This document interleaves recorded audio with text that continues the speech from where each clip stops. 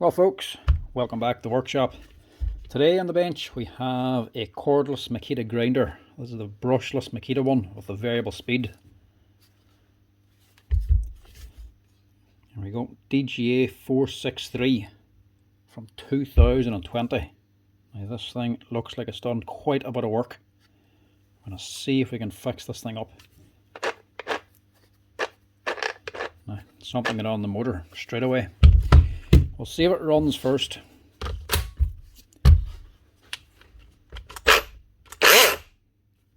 Right, we'll not do any more than that. She does work, but obviously does not sound good. And that might be why. Where's the pin and lock button? Button's gone, so the pin could have dropped on. Right, she works, so she might be worth fixing. So I'll strip her down and see if we can fix it up.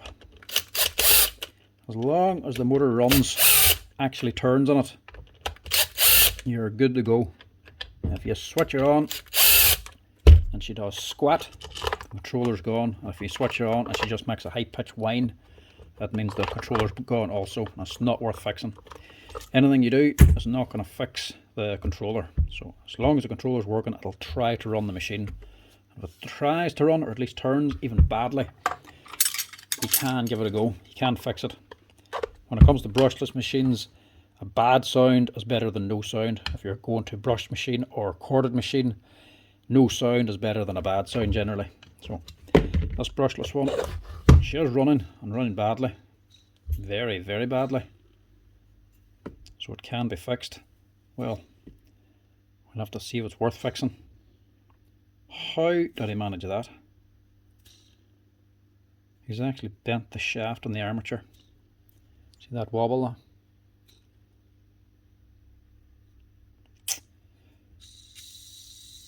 And that bearing's gone too. This one's alright. So this has probably been rubbing too. So I'd imagine he's hit the brakes on it. Done what you're not supposed to do. Pushed the button whenever she's running, or at least slowing down to try and slacken off the disc quickly. Pushed that on, probably jammed it too much too quick. Potentially damaged this gear. Let's see, that's what could have happened, seeing as this is bent and this is missing. Right. It's definitely been rubbing anyway, so first thing, take out the rub. Plus give the thing a wee bit of a clean out. So as you can see, they're never clean.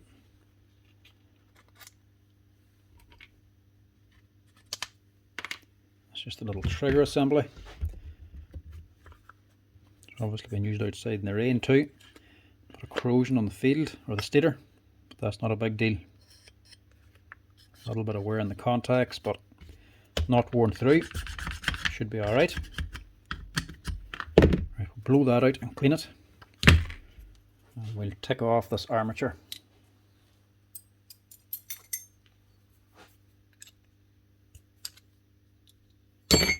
Wasn't even all that tight.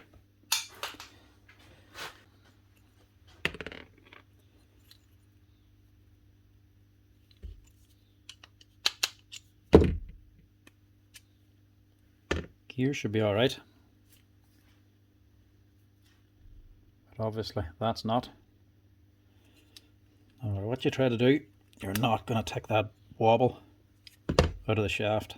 You try and straighten it, but it'll never be right. It'll just make a terrible sound in the gearbox and destroy the gears. So that's gone. Needs replaced.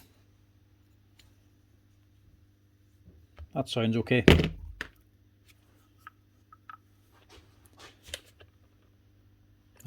Screw missing, maybe this has been opened already. Maybe that's why the pin's gone.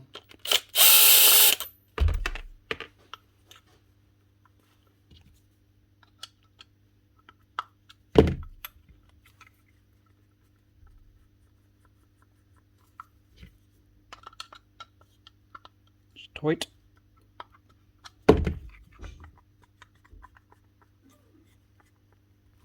Very tight. There we go.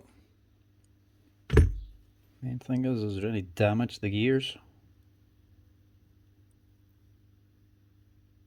No. They're fine at least. And somebody has opened this pin's already been removed. Look. You can tell by the damage it's been bent or folded over, snapped off. But funnily enough, it didn't actually damage the aluminium housing. Normally they crack off one side of this earpiece. But this one hasn't. It's mushroomed it a little bit, molded or deformed it. But it hasn't broken it. We'll wash that out anyway, just in case there's anything left inside. So we'll clean all this out, blow us down, and see if we can get some spare parts.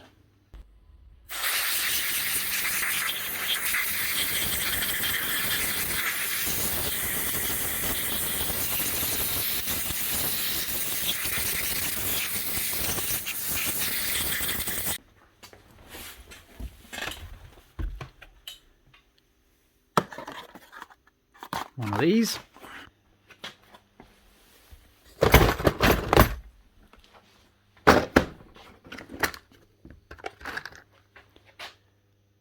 And then pins and springs. That's the pin. There are the caps.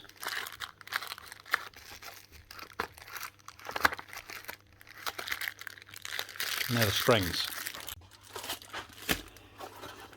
Right.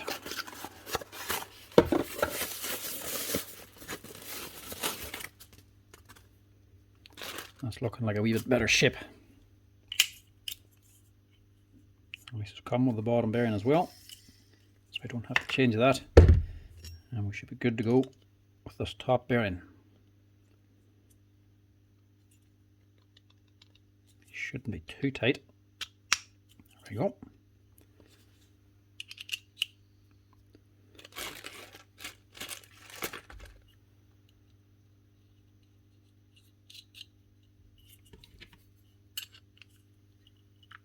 I'm just going to put this into the vise as well, clamp the nut and turn the armature to make sure it's good and tight.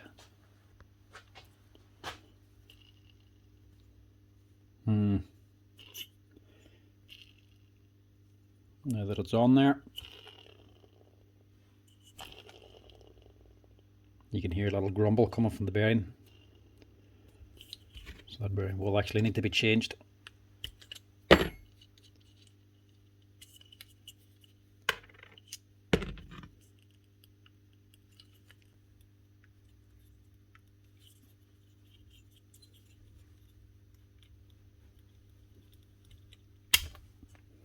That's tight.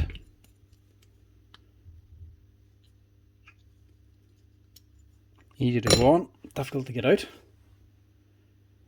Now which is this? This is where we like the Makita ones. Good NSK bearing. And it's a decent size bearing too. It's a 629 instead of a 608. Yeah, you can hear that now. That is gone. So there's an NSK that came off. Might as well put an NSK back on. It's an NSK Indonesia.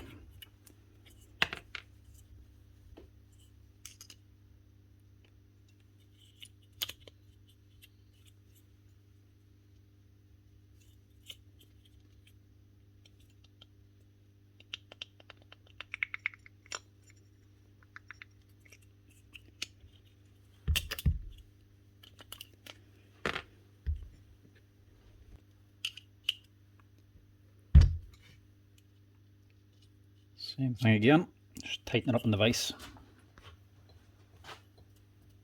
Much better.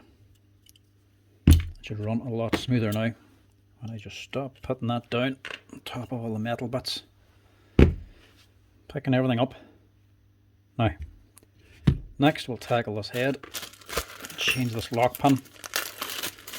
Now, these things can fail or they can be abused.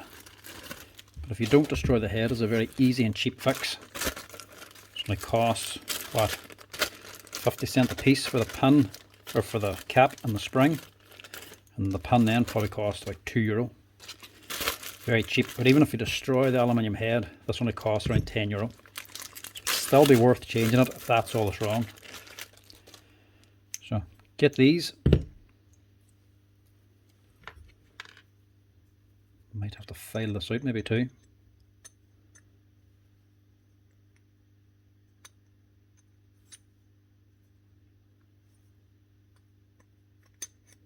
Now just run a file into there. A little bit stiff. Doesn't need much. It's just a little burr.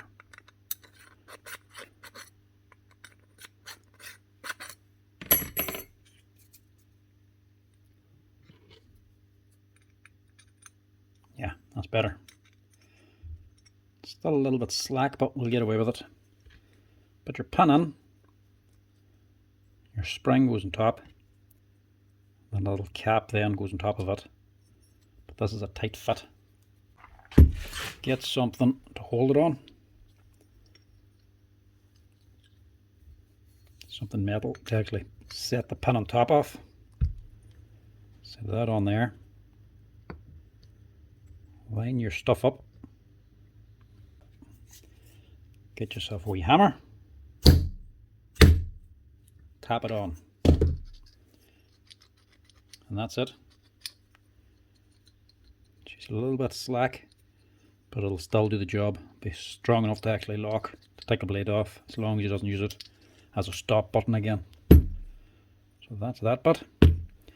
Other thing we want to do is sort this out. This is where it's actually rubbing inside. The old rotor has actually been rubbing on the stator here. Common problem for these Makitas. What happens is, as these are running, making vibrations, it eventually wears the plastic. These would be better if they had little rubber bushings inside of here to actually squeeze the field into position to make sure it doesn't move and doesn't wear as much. Because it's on plastic, especially if it rusts like this, it'll eventually start wearing the plastic, and it takes nothing to actually cause it to rub. There's a very tight tolerance between the rotor and the stator, but it's an easy fix at least. All you have to do is pack it out and push the stator up this way towards this here rub. That'll clear that, and all you need is literally a little bit of paper.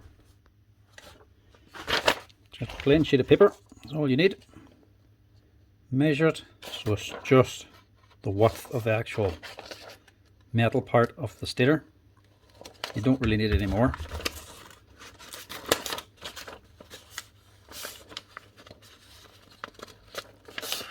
Roughly right.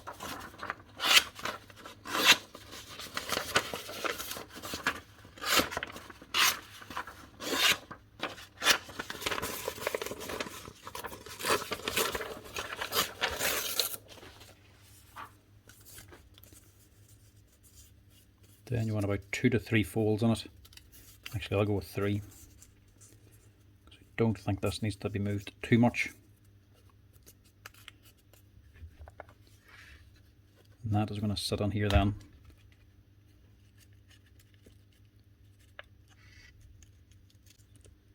Push that under there, and that in there. That should be enough to push it up.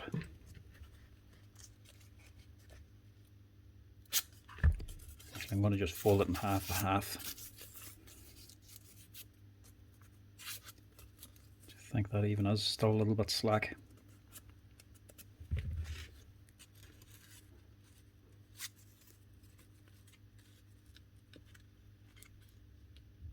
Yeah, I'll go with that.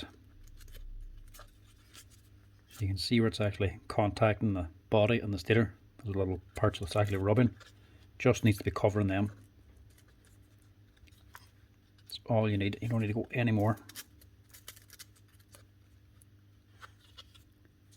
That'll do. Next thing is your little lock button, or switch itself.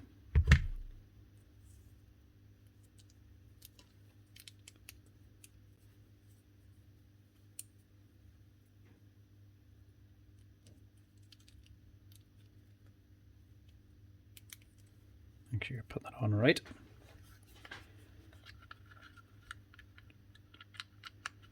So that's going to be sitting in there. Then you have your spring then. sits inside. This is the most finicky bit. Push that in and put your pin all the way through. That'll hold the spring in place. And then get the top part of your spring, this bit here, and make sure it's up against the plastic body there. That's what's going to give it the spring, the tension to actually take the spring back.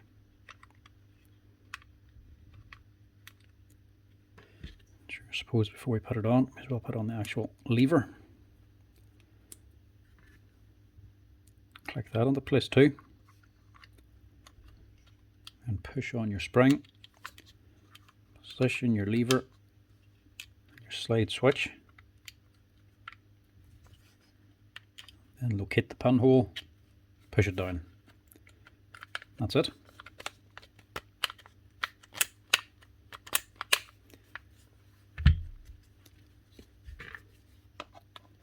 Fold this over, just make sure you catch that paper. It just clicks down into place.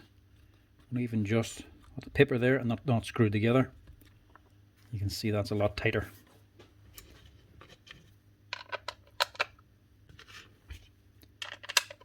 It's surprising that Makita still haven't actually fixed that problem, because it has been going on for a while and quite a few grinders. Normally they're well on the ball. Once they see a problem presenting itself, they do actually address it and change parts and that. They still haven't changed that. I think it's because this here body, when it does happen, it's either burning out and it's not going to be worth fixing, or people are catching it early and doing exactly that, packing out that stator. So nobody's actually buying the body. So that's why Makita work for updating their tools.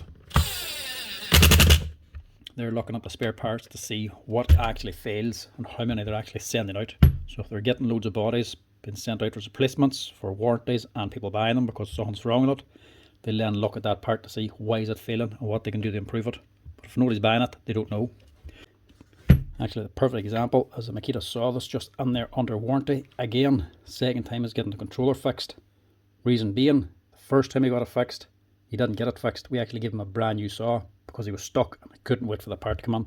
He's a good customer, we don't actually mind doing it like that there if we need to. But he was stuck and needed a saw, so we gave him a new one. We took a loss on it because the one he left back has to be repaired under warranty. It's then a demo, so you can't sell it for anywhere near the same money. But you don't mind doing it for a good customer. But same saw, the new one we got has now failed with the exact same problem. The controller's failed. Simply because Makita have updated the part. If the original saw had been fixed for him the first time, he actually would have got the new updated controller, which has that problem eliminated. But he got the same saw again, which still has the old type controller, which still now needs to be replaced. So Makita, when they see a problem, they start updating it straight away. But obviously they haven't seen this one yet. And that's what Makita do. Or a good brand does, not just Makita. When they start seeing the same part being supplied, they start asking why. And if they see a problem, they'll fix it. But obviously they haven't seen this problem yet, which is quite surprising.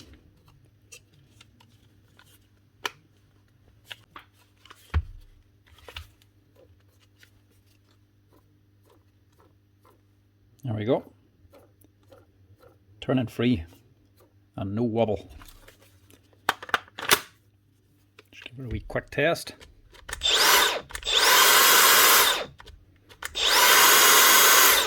Nice one. So we know that's good to go now. I want to get this back together. That's a perfect example of why you shouldn't throw out your old tools if you keep buying the same brands. So if you have loads of Makita gear or DeWalt or Bosch, whatever, if your tool fails, just don't dump it in the bin. Be surprised how often you can take an old part from an old tool. The rotor in these things generally give very little trouble. It's not like you're going to burn it out. It's magnets inside. Very rarely would you ever get something like this here with a bent shaft. So if this had been somebody with one with a controller gone in it, which is a more common problem, you could easily have just popped out the old armature from the broken machine and popped into this one. So if you have old stuff, just don't go dumping it every time. Hold on to a wee bit of it. Sometimes if you're buying the same tool again, if anything goes wrong, you can always just make one out of two. And it works more often than you would think.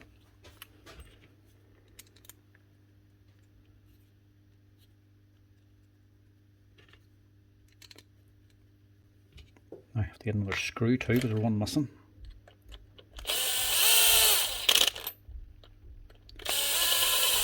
But I also don't throw everything out, so I should have a second hand one of these. Always keep some of the old bits lying about. Nothing, no bigger pain than having to order in a single screw to finish a job.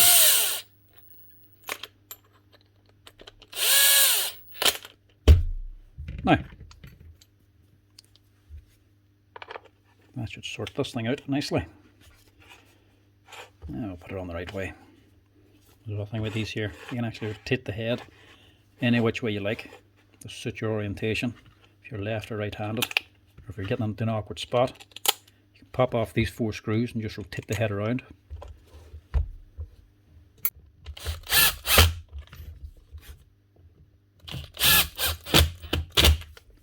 Now I take it this man still has the guard for this. I'm not going to put a guard on because it's missing. Normally they just take them off anyway. Hopefully there's nothing wrong with the gears in this thing. Now, see what it sounds like. Nah, no good. Right, so there is damage to the gears up on here. I was hoping they were going to be alright, but they're not. Doesn't take much to make a grinding noise out of the gears. One slight bit of damage and she turns deafeningly loud. Plus it'll wear out the gears even faster. So there must be some sort of damage in here. Don't know if it's going to be worth replacing them as well, but we've done all this work now, may as well keep going. Think I have another grinder out here. We'll see if the gears are maybe compatible with it. Right, this might do here. This is a different model, a DGA462. This one, I think it's the controller gun. She's not worth fixing. The head is different and the armature is different. So I couldn't have just used this on that one. That's a different actual part. Plus the head's different and the pin's different on this. As you can see, the actual gear head is a lot taller in this one. But them parts may be different, but the gear inside of here and this gear is actually the same part number as this grinder. So we'll take off these 2 gears and we'll fit them onto this. So we'll use these second-hand parts to finish off this repair so it doesn't cost any more money. Keeps it down, keeps the cost down nice and cheap. Another reason why it's handy to hold on to some old stuff like this. This can pull you out of a hole when you've spent so much on a repair and you find something else.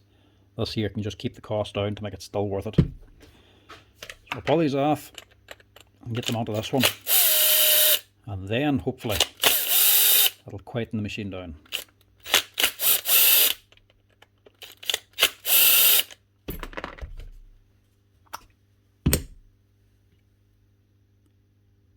So that's the same gear, just on a different aluminium frame.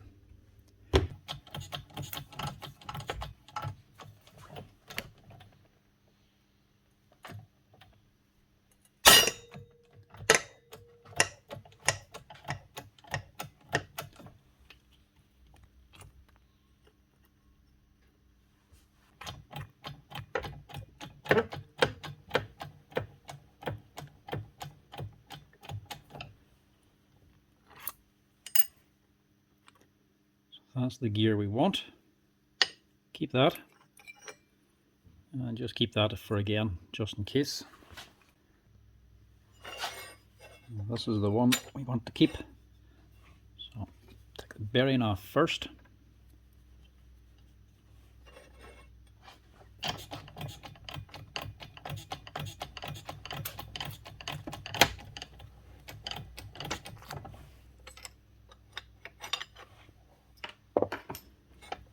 And then under that there's actually a little C-clip on the shaft. You have to take that off first so the actual bearing can come out over the top of it. And then we'll press that off.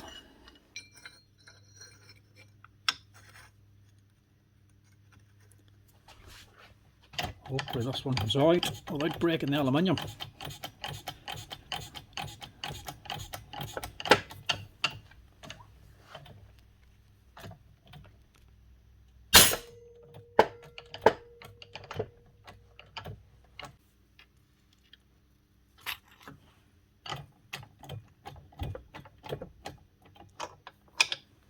There we go. So get rid of that. Press this back on.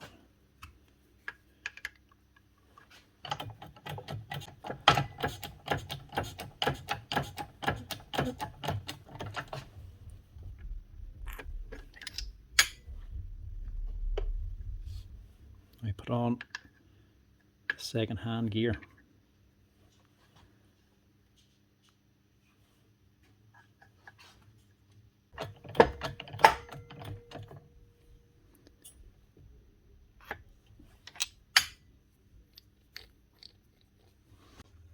This repair is just taking longer than I would have liked.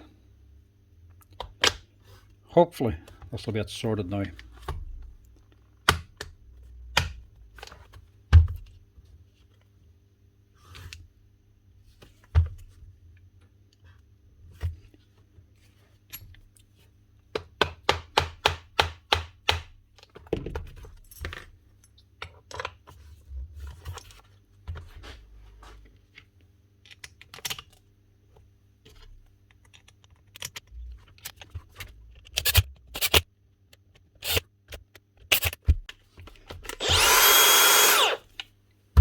So I know it's running fine like that.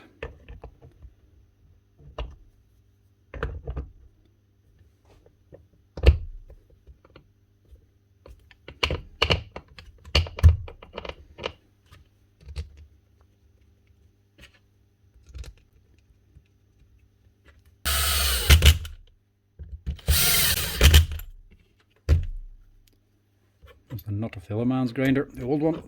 We'll leave that.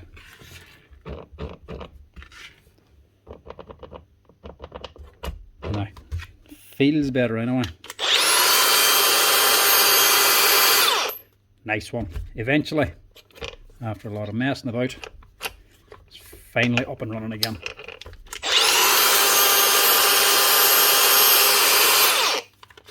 A Makita DGA463 with parts from a DGA454 with new armature, a few new bearings and new lock pin all up on top. So a few new parts, a few second hand parts to get this here brushless Makita grinder up and running again. Let that be a lesson. This here is a lock button, not a stop button. A lot of people do this here, especially when the blade's just slowing down. They slap on the button to lock it and it takes the nut off nice and quick. That's just destroying the gearbox up here. It's not designed for that. It's only for locking it, not as a stop. There's only one brand that actually does a stop that's effective, and that's the Metabos. They actually have an auto stop, a big button on top that does actually do that exact function. It's a function I don't like because a lot of other people then think all the grinders do the same thing. They don't. It's only that Metabo one with the auto stop. You know it because it'll have a big massive button up on top, and even still that one's only when the disc is slowing down, not when running full speed. It's a great feature to get the disc off quick, but eventually if you do that there with other brands, you're going to destroy the grinder. But anyway,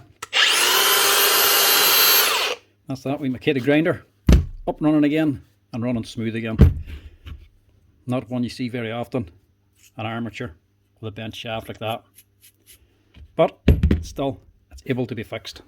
Now the actual cost of that repair, including the armature, the bits for the lock pin, the bearings, altogether, them, labour, VAT, all costs around €70 altogether.